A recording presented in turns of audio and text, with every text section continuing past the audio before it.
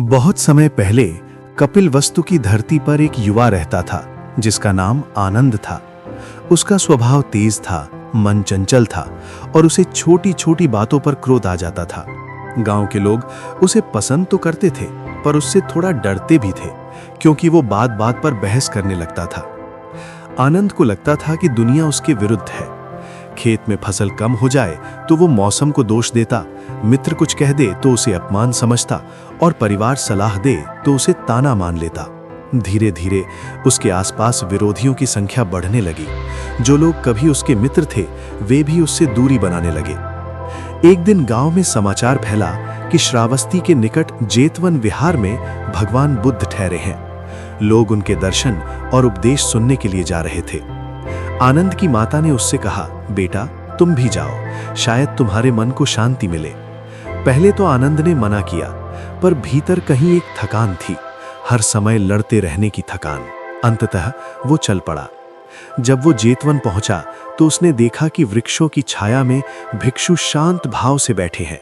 वातावरण में एक अद्भुत स्थिरता थी। कुछ ही देर में भगवान बुद्ध वहां आए। उनके मुख पर ऐसी करुणा थी जैसे शांत झील पर चांद का प्रतिबिंब। आनंद ने पहली बार किसी को इतना निष्प्रिय और प्रसन्न देखा।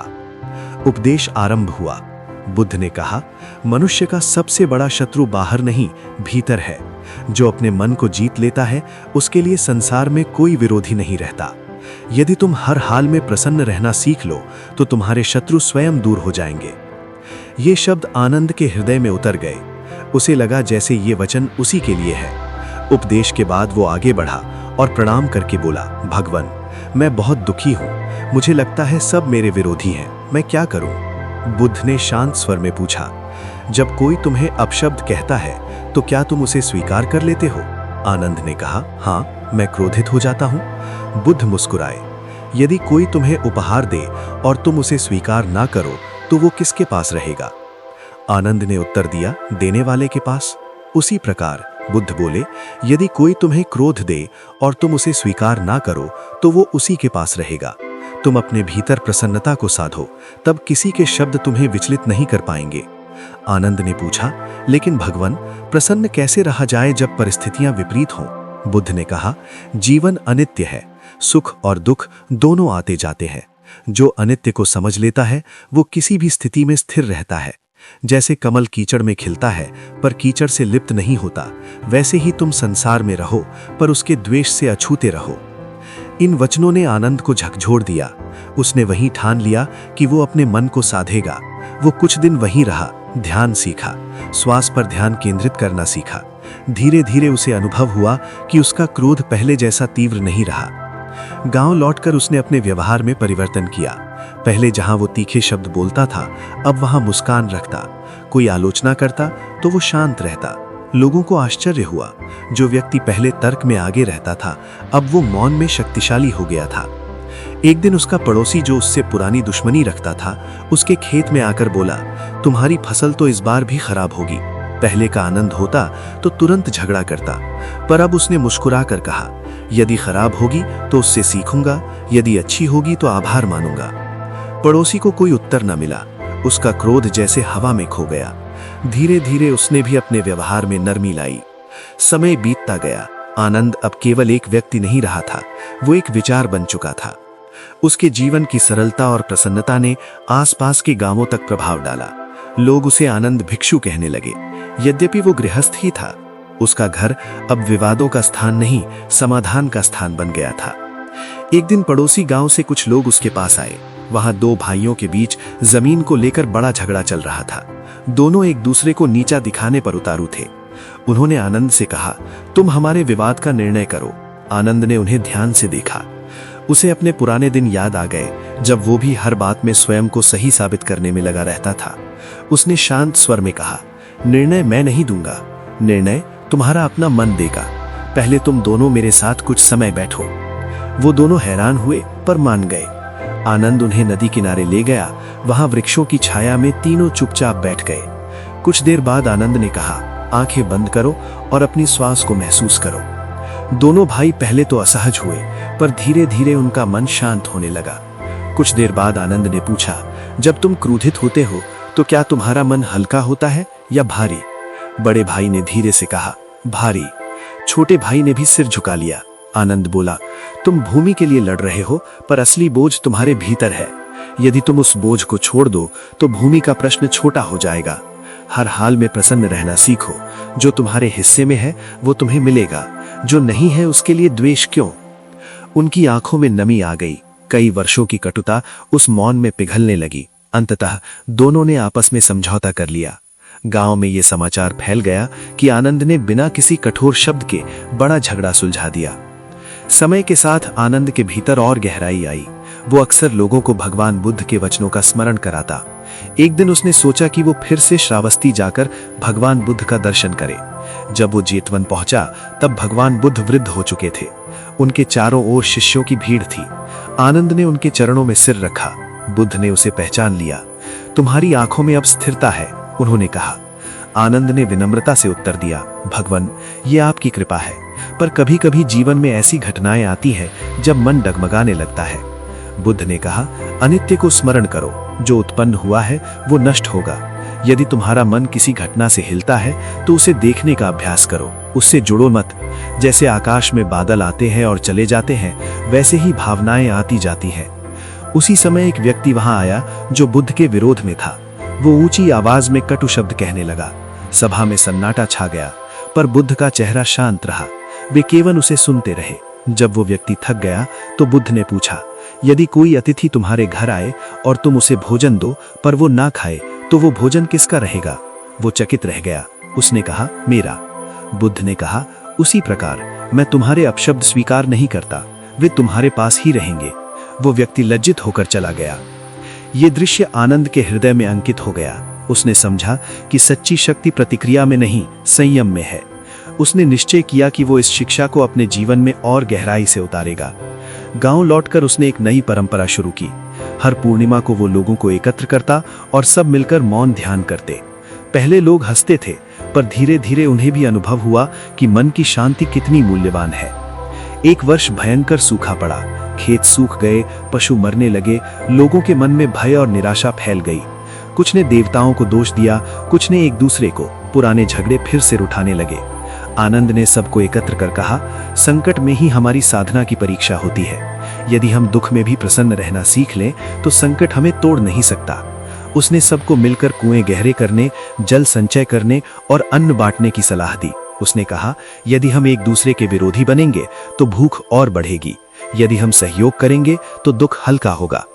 लोगों ने उसकी बात मानी, मिलकर काम किया। धीरे धीरे हालात सुधरने लगे। वर्षा आई, फसल फिर हरी हो गई।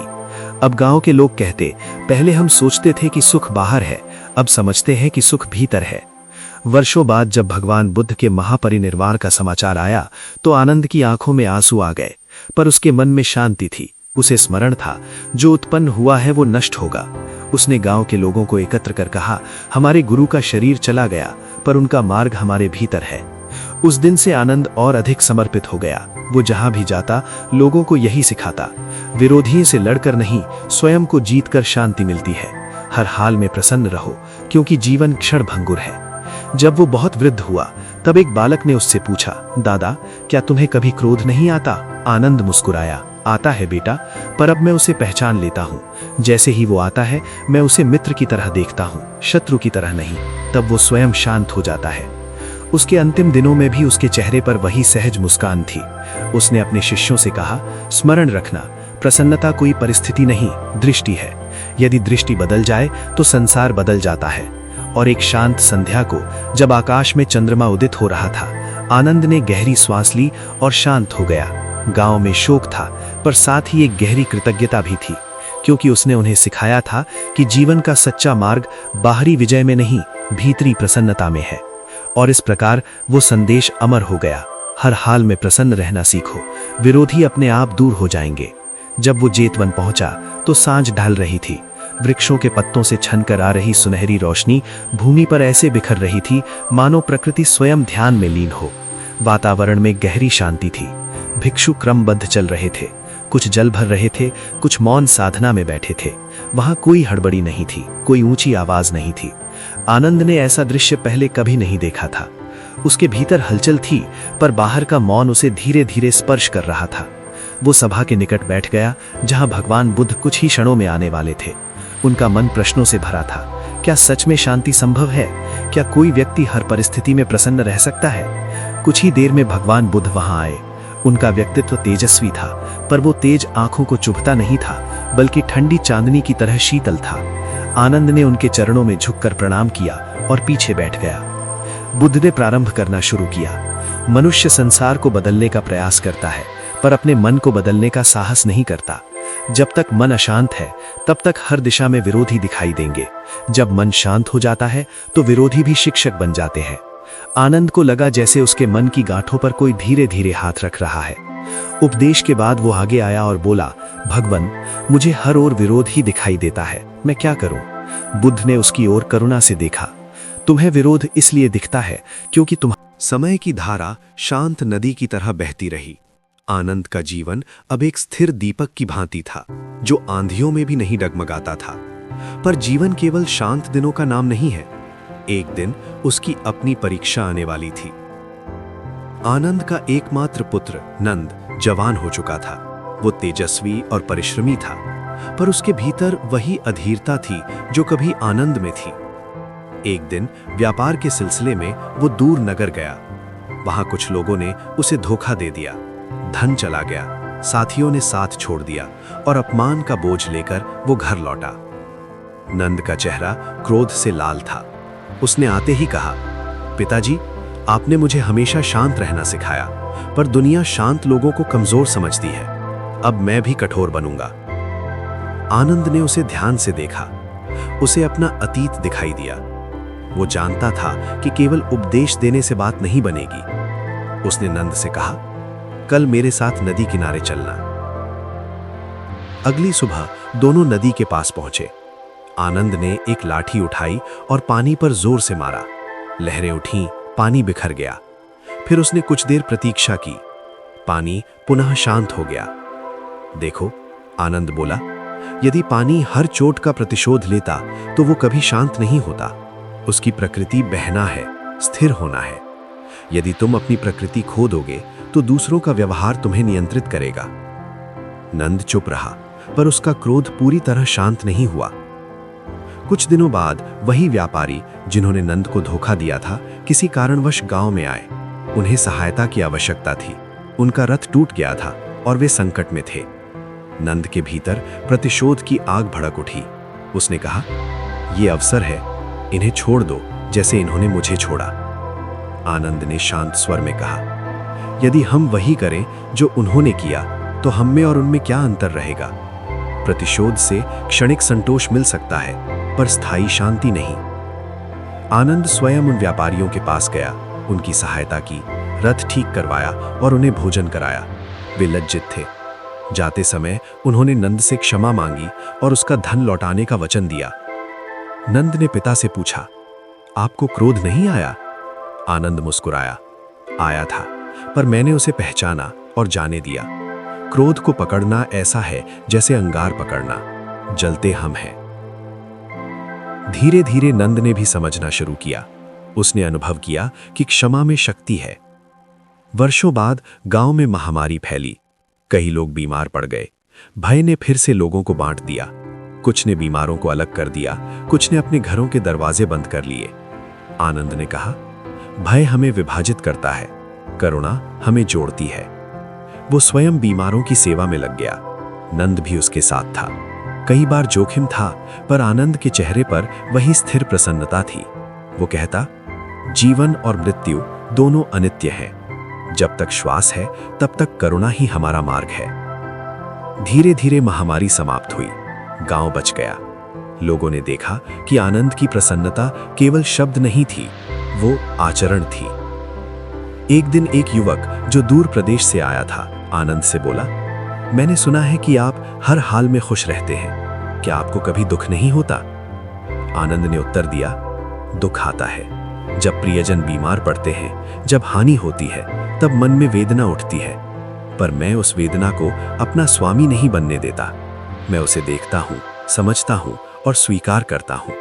स्वीकार करने से वो हल्की हो जाती है। युवक ने पूछा, तो क्या विरोधी पूरी तरह समाप्त हो जाते हैं? आनंद ने कहा, बाहरी विरोधी ले सकते हैं, पर वे तुम्हारे भीतर घर नहीं बना पाते।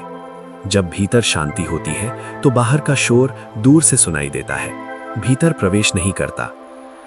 समय बीतता गया। नंद अब परिपक्व हो चुका था। उसने पिता की शिक्षा को आगे बढ़ाया। गांव में एक छोटा सा उपवन बनाया गया जहां लोग ध्यान करने आते। वहां कोई मूर्ति नहीं थी, केवल वृक्ष, खुला आकाश और मौन। आनंद वृद्ध हो चला था। एक शाम वो उसी उपवन में बैठा था। सूर्य अस्त हो रहा था, आकाश लालिमा सी भर गया था। नंद उसके पास बैठा था। आनंद ने धीमे स्वर में कहा, बेटा, याद रखना, सुख बाहर से नहीं आता। यदि तुम परिस्थिति के अनुसार अपना मन बदलते रहोगे तो जीवन तुम्हें नचाता रहेगा। यदि तुम अपने मन को स्थिर कर लोगे तो परिस्थितियां तुम्हें नहीं हिला पाएंगी। नंद की आंखें नम थीं। उसने कहा, पिताजी, आपने मुझे हमेशा सिखाया कि विरोधी शत्रु नहीं, शिक्षक होते हैं। आनंद ने मुस्कुराकर उत्तर दिया, हाँ, जो हमें चुनौती देता है वही हमें मजबूत बनाता है। यदि कोई हमारा अपमान करता है तो वो हमें धैर्य का अभ्यास देता है। यदि कोई धोखा देता है तो वो हमें विवेक सिखाता है। हर घटना में शिक्षा है। कुछ ही समय बाद आनंद की श्वास धीमी होने लगी। गांव के लोग उसके पास इकट्ठा हुए। किसी ने पूछा, आपका अंतिम संदेश क्या है? आनंद ने आंखें खोली। उनमें वही प्रकाश था जो वर्षों पहले जेतावन में बुद्ध को देखकर उसके भीतर जगा था। उसने कहा, हर हाल में खुश रहना सीखो। ये खुशी हंसी नहीं, ये भीतर की स्वीकृति है। जब तुम स्वयं से युद्ध बंद कर दोगे तो संसार भी तुम्हारे विरुद्ध नहीं रहेगा। इतना कहकर उसने शांत भाव से आंखें मूंद ली। वातावरण में गहरा मौन छा गया, पर वो मौन शोक का नहीं, शांति का था। उसके बाद भी उसकी कथा जीवित रही। लोग जब भी क्रोध से भरते तो नदी की लहरों को याद करते, जब भी प्रतिशोध का विचार आता तो अंगार का उदाहरण स्मरण करते, और जब भी जीवन कठिन होता तो आनंद की मुस्कान याद आती। धीरे धीरे उस गांव की पहचान बदल गई। लोग कहते, ये वो स्थान है जहां एक व्यक्ति ने स्वयं को जीतकर संसार को जीत लिया। और इस प्रकार ये कथा पीढ़ियों तक चलती रही, ये सिखाते हुए कि सच्ची विजय बाहरी शत्रुओं को हराने में नहीं, अपने भीतर के क्रोध, भय और द्वेष को समझकर उन्हें मुक्त करने में है। जब मन प्रसन्न हो जाता है तो विरोधी अपने आप दूर हो जाते हैं, जैसे सूर्योदय होते ही अंधकार हट जाता है। आनंद के शांत प्रस्थान के बाद गांव कई दिनों तक मौन में डूबा रहा, पर वो शोक का मौन नहीं था, वो स्मरण का मौन था। लोग जब भी उपवन में जाते जहां वो बैठा करता था तो उन्हें लगता जैसे हवा में अब भी उसकी वाणी गूंज रही हो, हर हाल में खुश रहना सीखो। नंद ने पिता की चिता की अग्नि को नम आंखों से देखा, पर उसके भीतर विचलन नहीं था। उसे स्मरण था कि जीवन अनित्य है। उसने गांव के लोगों से कहा, पिताजी का शरीर गया है, पर उनका मार्ग हमारे भीतर है। यदि हम उनके उपदेश को जीवन में उतारें तभी सच्ची श्रद्धांजलि होगी। धीरे धीरे उपवन एक साधना स्थल बन गया। दूर दूर से लोग आने लगे। कोई अपने परिवार के झगड़े से परेशान था, कोई व्यापार में हानि से, कोई अपमान से। सब एक ही प्रश्न लेकर आते, कैसे हर हाल में खुश रहा जाए। नंद उन्हें बैठाता, श्वास पर ध्यान करवाता और कहता, पहले अपने मन को देखो। दुख की जड़ बाहर नहीं, भीतर है। जब अपेक्षाएं टूटती हैं तब दुख होता है। जब हम स्वीकृति सीखते हैं तब शांति आती है। एक दिन राज्य के कुछ सैनिक वहां आए। उनके साथ एक युवक था जिसने क्रोध में आकर किसी को घायल कर दिया था। उसे दंड मिलने वाला था। सैनिकों ने सुना था कि इस गांव में लोग मन को बदलना सीखते हैं, इसलिए वे उसे यहां लाए। युवक की आंखों में आग थी। वो बोला, मुझे उपदेश मत दो, दुनिया ने मेरे साथ अन्याय किया है। नंद ने शांत स्वर में कहा, शायद किया हो, पर क्या तुम अपने भीतर की आग से स्वयं को जलाना चाहते हो? युवक चुप रहा। नंद उसे उपवन में ले गया। वहां एक पुराना वृक्ष था जिसकी एक शाखा बिजली गिरने से झुलस गई थी, फिर भी वृक्ष हरा भरा था। नंद ने कहा, देखो, इस वृक्ष पर चोट आई, क्या इसने बढ़ना बंद कर दिया? युवक ने सिर हिलाया, नहीं, तुम्हारे साथ भी चोट आई है, पर यदि तुम उसी चोट को पकड़कर बैठोगे तो तुम बढ़ नहीं पाओगे। छोड़ दो। छोड़ने में कमजोरी नहीं, शक्ति है। कई दिनों तक युवक वहीं रहा। धीरे धीरे उसका चेहरा बदलने लगा। उसकी आंखों की कठोरता पिघल गई। जब वो लौटा तो सैनिकों ने भी देखा कि उसके भीतर परिवर्तन आ चुका है। ये समाचार राज्य तक पहुंचा। स्वयं राजा ने एक दिन इस गांव में आने का निश्चय किया। वो साधारण वेश में आया ताकि लोग उसे पहचान न सकें। उसने लोगों को ध्यान करते देखा, बच्चों को खेलते देखा और आपसी प्रेम देखा। उसे आश्चर्य हुआ, ये छोटा सा गांव इतना शांत कैसे है। वो नंद के पास गया और पूछा, तुम्हारे पिता ने कौन सा जादू किया था? नंद मुस्कुराया, उन्होंने कोई जादू नहीं किया, उन्होंने अपने मन को साधा। जब एक मन शांत होता है तो उसका प्रभाव दूसरों पर पड़ता है। राजा ने पूछा, क्या ये शिक्षा पूरे राज्य में फैल सकती है? नंद ने उत्तर दिया, यदि लोग सुनने को तैयार हों तो क्यों नहीं, पर पहले राजा को स्वयं इसे अपनाना होगा। राजा कुछ क्षण मौन रहा। उसे लगा जैसे ये उत्तर उसके लिए चुनौती है। उसने निश्चय किया कि वो अपने दरबार में क्रोध के स्थान पर धैर्य रखेगा। समय के साथ राज्य में भी परिवर्तन आने लगा। दंड की कठोरता कम हुई, संवाद बढ़ा। लोग कहने लगे कि शांति की एक छोटी सी लौ ने पूरे प्रदेश को प्रकाश दिया। वर्षों बाद नंद भी वृद्ध हो गया। उसके बाल सफेद हो चुके थे, पर उसकी मुस्कान वैसी ही थी जैसी कभी आनंद की थी। एक छोटी बालिका उसके पास आई और बोली, दादा, क्या सच में खुश रहना इतना आसान है? नंद ने हंसते हुए कहा, आसान नहीं पर संभव है। जैसे चलना सीखने में समय लगता है, वैसे ही मन को साधने में भी अभ्यास चाहिए। बालिका ने पूछा, अगर कोई मुझे चिढ़ाए तो? नंद ने कहा, उसे धन्यवाद दो, वो तुम्हें धैर्य का अभ्यास दे रहा है। बालिका खिलखिला उठी, पर उसके मन में बीज पड़ चुका था। धीरे धीरे पीढ़ियां बदलती रहीं। आनंद का नाम अब कथा बन चुका था, पर वो कथा केवल शब्दों में नहीं। समय बदलता रहा, पर उस उपवन की शांति वैसी ही बनी रही। अब वहां केवल गांव के लोग ही नहीं, दूर दूर के नगरों से भी लोग आने लगे थे। कोई धनवान व्यापारी, कोई थका हुआ सैनिक, कोई दुखी माता, कोई दिशाहीन युवक, सब अपने अपने प्रश्न लेकर आते और अक्सर बिना प्रश्न पूछे ही लौटते, क्योंकि उत्तर उन्हें अपने भीतर मिलने लगता। एक वर्ष ऐसा आया जब राज्य में भारी अकाल पड़ा। वर्षा समय पर नहीं हुई, नदियां सिकुड़ गईं, खेतों में दरारें पड़ गईं, लोगों के चेहरों पर चिंता की रेखाएं गहरी होने लगीं। कई परिवारों ने भोजन बचाने के लिए झगड़े शुरू कर दिए। पुरानी कटुताएं फिर सिर उठाने लगीं। उपवन में सभा बुलाई गई। अब वहां नंद के शिष्य और उनके भी शिष्य बैठते थे। सबसे वृद्ध साधक ने कहा, याद रखो, संकट में ही साधना की सच्ची परीक्षा होती है। जब सब कुछ ठीक हो तब शांत रहना सरल है, पर जब अभाव हो तब भी यदि मन संतुलित रहे, वही सच्ची प्रसन्नता है। लोगों ने मिलकर निर्णय लिया कि जो जिसके पास अधिक है वो बांटेगा। अन्न का भंडार सामूहिक किया गया। बच्चों और वृद्धों को पहले भोजन दिया गया। कुछ लोगों ने पहले विरोध किया, हमने मेहनत की है, क्यों बांटे? तब एक युवा साधिका बोली, यदि हम बांटेंगे नहीं तो भूख हमें भीतर से कठोर बना देगी। हम केवल शरीर नहीं हैं, हमारा मन भी पोषण चाहता है। धीरे धीरे सबने सहयोग किया। अकाल कठिन था, पर गांव टूटने से बच गया। लोगों ने अनुभव किया कि प्रसन्नता केवल व्यक्तिगत साधना नहीं, सामूहिक जिम्मेदारी भी है। उसी समय एक युवक जिसका नाम वीर था, उपवन में आया। वह क्रोध से भरा हुआ था। उसने कहा, मैंने जीवन में केवल अन्याय देखा है, मैं क्यों खुश रहूं?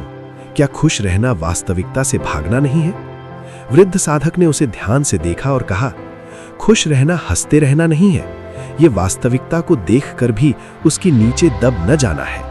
यदि तूफान आए और तुम खड़े रहो तो इसका अर्थ ये नहीं कि तूफान नहीं है, इसका अर्थ है कि तुम्हारी जड़ें गहरी हैं। वीर ने कई दिनों तक प्रश्न किए, बहस की, तर्क दिए। उसे लगा कि यहां भी लोग केवल आदर्श बातें करते हैं। पर एक दिन उसने देखा कि एक किसान की पूरी फसल नष्ट हो गई, फिर भी वो शांत भाव से दूसरे की सहायता कर रहा है। उसने पूछा, तुम्हारी फसल चली गई, फिर भी तुम मदद कर रहे हो? किसान ने मुस्कुरा कर कहा, हाँ, दुख है, पर यदि मैं अपने दुख में डूबा रहूं तो क्या फसल लौट आएगी? यदि मैं किसी और का हाथ पकड़ लूं तो शायद मेरा मन हल्का हो जाएगा। वीर के भीतर कुछ पिघलने लगा। एक शाम वो अकेला नदी किनारे बैठा था। सूर्य अस्त हो रहा था। उसे अपने जीवन की सारी घटनाएं याद आईं, अपमान, असफलताएं, टूटे रिश्ते। उसने पहली बार उन स्मृतियों को बिना प्रतिशोध के देखा। आंसू बहने लगे, पर उस रोने में कड़वाहट नहीं थी, केवल स्वीकार था। वह उपवन लौटा और बोला, शायद मैं समझने लगा हूं, खुश रहना परिस्थितियों को बदलना नहीं, उनके साथ अपने संबंध को बदलना है। वृद्ध साधक ने कहा, यही शुरुआत है। वर्षों बाद वही वीर लोगों को ध्यान सिखाने लगा। वह कहता, मैं भी कभी सोचता था कि पूरी दुनिया मेरे खिलाफ है, पर सच्चाई यह है कि मेरा मन ही मेरे खिलाफ था। धीरे धीरे उस उपवन की कथा दूर देशों तक पहुंच गई। कुछ लोग आलोचना भी करते, ये लोग संघर्ष नहीं करते, ये केवल शांति की बातें करते हैं। पर जो वहां समय बिताता वो जानता था कि ये शांति कमजोरी नहीं, साहस है। समय के साथ पेड़ बूढ़े हुए, कुछ गिर गए, नए उगाए, पर हर पीढ़ी को ये कहानी सुनाई जाती रही। कपिलवस्तु के उस युवक की जिसने अपने भीतर के क्रोध को पहचाना और उसे छोड़ दिया, जिसने सीखा कि विरोधी बाहर नहीं, भीतर के अज्ञान के रूप है, और जब अज्ञान हटता है तो संसार बदलता हुआ प्रतीत होता है। एक दिन एक छोटा बालक अपनी मां से बोला, मां, क्या मैं भी हमेशा खुश रह सकता हूं? मां ने कहा, हां, यदि तुम अपने मन से मित्रता कर लो। बालक ने पूछा, मन से मित्रता कैसे? मां उसे उपवन ले गई। वहां बैठकर उसने कहा, आंखें बंद करो, अपनी श्वास को सुनो, जो भी विचार आए उन्हें पकड़ो मत, बस देखो, यही शुरुआत है। बालक ने आंखें बंद की। कुछ क्षण बाद उसने कहा, मां, मेरे मन में बहुत शोर है। मां मुस्कुराई, हां, पर धीरे धीरे शोर कम होगा। जैसे तालाब में पत्थर गिरता है तो लहरें उठती हैं, पर समय के साथ पानी फिर शांत हो जाता है। और इस प्रकार कहानी चलती रही, हर नई पीढ़ी के साथ, हर नए प्रश्न के साथ। संदेश वही रहा, पर अनुभव हर व्यक्ति का अपना था। आज भी यदि कोई उस उपवन की कल्पना करे, पर्वतों की छाया, बहती नदी, वृक्षों की सरसराहट, तो वो समझ सकता है कि प्रसन्नता कोई दूर की चीज नहीं है, वो उसी क्षण में छिपी है, जब हम अपने भीतर के संघर्ष को देख लेते हैं और उसे धीरे से छोड़ देते हैं। विरोधी तब तक रहते हैं जब तक हम उन्हें अपनी शांति छीनने देते हैं। जैसे ही हम अपने भीतर की ज्योति को पहचान लेते हैं, वैसे ही अंधकार का प्रभाव कम हो जाता है। इस प्रकार कहानी का अंत कभी नहीं होता, क्योंकि जब भी कोई व्यक्ति अपने भीतर झांकता है और शांति चुनता है, वहीं से ये कथा फिर से शुरू हो जाती है। समय आगे बढ़ता रहा, पर वो कहानी कभी रुकी नहीं। उपवन अब एक परंपरा बन चुका था, पर जीवन हर पीढ़ी को नई परीक्षा देता है। कई वर्षों बाद उस प्रदेश में तेज बदलाव आने लगे। नए विचार, नए व्यापार, नए साधन। लोग पहले से अधिक व्यस्त हो गए। अब उनके पास समय कम था, पर चिंताएं अधिक थीं। पहले लोग खेतों में श्रम करते थे, अब बाजारों और सौदों में उलझे रहते थे। तुलना बढ़ी, प्रतियोगिता बढ़ी, और साथ ही बढ़ी बेचैनी। एक दिन कुछ युवा उपवन में आए। वे शिक्षित थे, तर्कशील थे। उन्होंने कहा, आज का समय अलग है, अब केवल ध्यान से काम नहीं चलेगा। दुनिया तेज है, यदि हम शांत रहेंगे तो पीछे रह जाएंगे। उपवन के एक वृद्ध साधक ने मुस्कुराकर कहा, शांत रहना पीछे रहना नहीं है, शांत रहना स्पष्ट रहना है। जब मन स्पष्ट होता है तब निर्णय बेहतर होते हैं। एक युवक बोला, पर यदि कोई हमें धोखा दे, यदि कोई हमें नीचा दिखाए, तो क्या तब भी मुस्कुराते रहें? वृद्ध ने उत्तर दिया, मुस्कुराना मजबूरी नहीं है, पर ठहर कर उत्तर देना बुद्धिमानी है। जो तुरंत प्रतिक्रिया देता है वो दूसरे के हाथ की कठपुतली बन जाता है। जो ठहर कर उत्तर देता है वो स्वयं का स्वामी होता है। युवकों ने इसे चुनौती समझा। उन्होंने निर्णय लिया कि वे कुछ समय उपवन में रहेंगे और देखेंगे कि ये शिक्षा आज के समय में भी काम करती है या नहीं। उनमें से एक, जिसका नाम अर्जुन था, बहुत महत्वाकांक्षी था। वो व्यापार में आगे बढ़ना चाहता था, पर उसकी समस्या थी जल्दी क्रोधित हो जाना। जब कोई उसकी बात न माने वो भड़क उठता। उपवन में उसने एक अभ्यास सीखा, प्रतिक्रिया से पहले 3 श्वास। पहले उसे यह साधारण लगा, पर उसने इसे अपनाया। कुछ महीनों बाद उसके व्यापार में बड़ा नुकसान हुआ। साझेदार ने उसे धोखा दिया। पुराना अर्जुन होता तो तुरंत लड़ाई करता, बदला लेने की योजना बनाता, पर इस बार उसने 3 गहरी श्वास ली। उसने देखा कि भीतर क्रोध की आग उठ रही है। उसने उसे दबाया नहीं, बस देखा। कुछ समय बाद उसने शांत मन से निर्णय लिया, कानूनी रास्ता अपनाया, पर द्वेष नहीं रखा। आश्चर्य की बात थी कि उसकी स्पष्टता ने कई नए अवसर खोले। जो लोग उसके धैर्य को देख रहे थे, उन्होंने उस पर भरोसा किया। वह फिर उपवन लौटा और बोला, शायद यही शक्ति है, स्थिति को देखना पर उसके गुलाम न बनना। उसी समय एक और परीक्षा आई।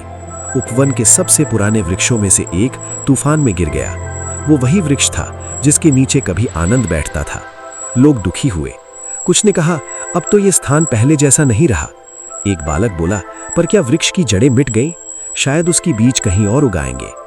लोगों ने उस गिरे हुए वृक्ष की लकड़ी से बैठने के छोटे आसन बनाए ताकि उसकी स्मृति जीवित रहे। उन्होंने नए पौधे भी लगाए। उन्हें समझ आ गया था कि परिवर्तन अंत नहीं, रूपांतरण है। समय के साथ उपवन के लोग केवल ध्यान ही नहीं, सेवा भी करने लगे।